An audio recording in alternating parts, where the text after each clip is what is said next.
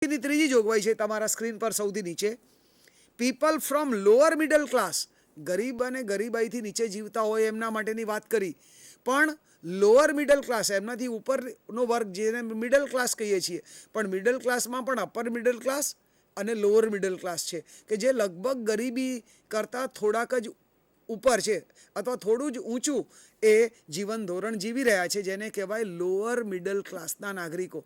તો એમના માટેની જોગવાઈ તમારા સ્ક્રીન પર છે, જેમાં છે people from lower middle class will get 20 kg food at a 50% price offered to farmers. સરકાર જ્યારે ખેડૂતો પાસેથી આ અનાજ મેળવે છે, જે કિંમતે મેળવે છે એની 50% કિંમતે, એની અડધી કિંમતે એ અનાજ આવા લોઅર મિડલ ક્લાસના પરિવારોને મહિને 20 કિલો જેટલું અનાજ એમને આપવામાં આવશે. એટલે ગરીબાઈની રેખા કરતાં નીચે હોય એમને મહિને 35 કિલો, અને એ એકદમ રાહતના દરે. પણ જો તમે લોઅર મિડલ ક્લાસમાં હો છો તો તમને ખેડૂતો પાસેથી જે કિંમતે અનાજ ખરીદવામાં આવ્યું છે એની અડધી કિંમતે તમને પરિવાર દીઠ 20 કિલો પ્રમાણે મહિને અનાજ આપવામાં આવશે. રીચ ફૂડ એટલે એવું અનાજ, એવું ધાન્ય કે જેમાંથી વધારે પ્રોટીન અથવા જીવન ટકાવી રાખવા માટેના જે જરૂરી તત્વો છે એ એમાં ભરપૂર માત્રાની અંદર છે, એવા અનાજને રીચ ફૂડ કહેવાય. Rich food will be provided to the children below 14 years of age. 14 વર્ષ સુધીના જે બાળકો છે એમને ભરપૂર માત્રામાં પ્રોટીન અને જીવન જરૂરી તત્વો હોય એવું રીચ ફૂડ પણ એમને પ્રોવાઈડ કરવામાં આવશે. It is to be benefited to at least, આ સરકારની ધારણા છે કે આપણા જે 121 કરોડ નાગરિકોનો જે દેશ છે એમાંથી આ અલગ અલગ કેટેગરીમાં જે લોકોને આપણે આ લાભ પ્રોવાઈડ કરવાના છીએ એ લોકોની સંખ્યા કેટલી હશે, તો આપણા દેશના કુલ નાગરિકો પૈકી 75% જેટલા નાગરિકો આ આખા કાયદા અન્વયે રાહતના દરે અનાજનો લાભ મેળવશે. તો બહુ મોટી સંખ્યામાં લોકો એનો લાભ મેળવશે. 75% ઇટ ઇઝ ટુ હાઈ. એ પછીની વિગત છે કે ગ્રામ્ય વિસ્તારમાં કેટલા નાગરિકોને એનો લાભ મળશે. 90% of the villagers will enjoy the benefits. એટલે ગ્રામ્ય વિસ્તારની અંદર જે લોકો રહે છે એમાંના 90% નાગરિકોને આ ફૂડનો અથવા ફૂડ સબસિડીનો લાભ મળશે, અનાજનો લાભ મળશે. પણ શહેરી વિસ્તારની અંદર જે નાગરિકો રહે છે એ પૈકીના 50% નાગરિકોને પણ આ ફૂડ એક્ટ જે છે એ અન્વયે એમને પણ રાહતના દરે either 35 kg on monthly basis or 20 kg on monthly basis એમની આર્થિક સ્થિતિના આધારે એમને રાહતના દરે અથવા 50% ભાવે એમને અનાજનો પુરવઠો આપવામાં આવશે. તો આ પણ 3 આંકડા એવી ચોક્કસ માહિતી આપે છે કે આપણા દેશના બહુ જ મોટી સંખ્યાના નાગરિકોને આ કાયદા દ્વારા અનાજનો લાભ રાહતના દરે મળવાપાત્ર થવાનો છે. એ પછીની વિગત છે what is food security bill. એમાં જ 46% of rural and 38% of urban people will get the food at subsidized rate. જે ગરીબાઈ કરતાં નીચું ધોરણ જીવી રહ્યા છે એવા ગ્રામ્ય વિસ્તારોના 46% નાગરિકો અને શહેરી વિસ્તારોના 38% નાગરિકો એનો લાભ મેળવશે. અને એ માટે કેન્દ્ર સરકાર કેટલા રૂપિયાનો ખર્ચ કરશે. Central government will spend 70,000 to 90,000 crore rupees per annum. દર વર્ષે આ નાગરિકોને રાહતના દરે અનાજ પૂરું પાડવાની જે આખી યોજના અમલમાં આવશે ફૂલ ફ્લેજમાં, ત્યારથી સરેરાશ વર્ષે કેન્દ્ર સરકાર 70,000 થી 90,000 કરોડ રૂપિયાનો આ એક પ્રોજેક્ટ પાછળ ખર્ચ કરશે. અને વર્ષે કેટલું કુલ અનાજ ઉપયોગમાં લેવામાં આવશે તો એની એક માહિતી છે રાઈસ અથવા ચોખા. વર્ષે 50 લાખ ટન ચોખા આ રીતે વહેંચણી માટે ઉપયોગમાં લેવામાં આવશે. 6.5 to 8.5 lakh families are to be benefited. 6.5 થી 8.5 લાખ પરિવારોને આ અનાજનો લાભ મળશે. Government has to finalise the definition of below poverty line. એ વ્યાખ્યા અથવા કોને બિલો પોવર્ટી લાઇન કહેવા અને કયા નાગરિકો અથવા કેટલી આવક મેળવતા હોય અથવા કેટલી સાધન સંપત્તિ કે સુખ સગવડ એન્જોય કરતા હોય કે જેમને લોઅર મિડલ ક્લાસના નાગરિકો કહેવા, એ વ્યાખ્યા અથવા એના નિયમો ધોરણો હજુ સરકાર નક્કી કરી રહી છે. એ નક્કી થશે, પબ્લિશ કરવામાં આવશે અને ત્યાર પછી આ યોજનાનો અમલ કરવામાં આવશે.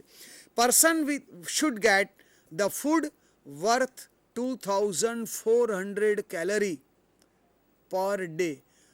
એમને એટલું અનાજ આપવામાં આવશે કે જેના દ્વારા વ્યક્તિને એક દિવસની અંદર, પરિવારને નહીં વ્યક્તિને એટલું અનાજ આપવામાં આવશે કે જે દ્વારા એ દરરોજ સરેરાશ 2400 કેલેરી એનર્જી મેળવી શકે કે જેના કારણે એ હેલ્ધી જીવન જીવી શકે. ભારતના એન્વાયરમેન્ટની અંદર સરેરાશ નાગરિક જો 2400 કેલેરી એનર્જી મેળવે તો એનું કન્ઝમ્પશન પણ સરેરાશ 2400 કેલેરીનું હોય છે. તો એ પણ એક અહીંયા કેલેરી વાઇઝ એટલે ન્યુટ્રિશનને પણ મહત્ત્વ આપવામાં આવ્યું છે. ગમે તે ફૂડ નહીં, ગમે તે ક્વોન્ટિટીમાં નહીં કે ગમે તે ક્વોલિટીનું નહીં, એ ભરપૂર માત્રાની અંદર તત્વો હોય એવું જ અને એટલા જથ્થામાં જ અનાજ એમને પ્રોવાઈડ કરવામાં આવશે. એ પછીની વિગત તમારા સ્ક્રીન પર, એની સાથે જોડાયેલી વિગતો. અર્જુન સેન ગુપ્તા કમિટીએ એક રિપોર્ટ આપ્યો છે આની સાથે જોડાયેલો. એમાં એવું કહ્યું છે 77% population can not spend even ₹20 per day. ભારતના કુલ નાગરિકો પૈકી 77% નાગરિકો એવા છે કે જે પોતાના માટે વ્યક્તિ દીઠ દરરોજ ₹20નો ખર્ચ પણ કરવા જેટલી આર્થિક સ્થિતિ ધરાવતા નથી. બીજી વાત છે, જજ ડીપી વાધવાની સાહેબનું એક કમિશન હતું, એમણે પણ જે ભલામણો કરી એમાંની એક આ વાત છે. Person earning up to ₹100 per day may be identified as BPL, below poverty line. એમણે એક આવી રજૂઆત કરી છે કે બિલો પોવર્ટી લાઇન કોને કહેવા? નાગરિકોને કે જેમની રોજની અથવા સરેરાશ દૈનિક આવક જેમની વ્યક્તિ દીઠ ₹100 કરતાં ઓછી છે અથવા ₹100 સુધીની છે, એમને ગરીબાઈ કરતાં નીચું જીવન ધોરણ જીવતા નાગરિકો ગણવા કે જેના કારણે એમને વધુ કિલો અનાજ એમને રાહતના દરે પ્રાપ્ત થઈ શકે. આ જ રિપોર્ટની અંદર બીજી વાત પણ કરવામાં આવી છે, public distribution system has failed.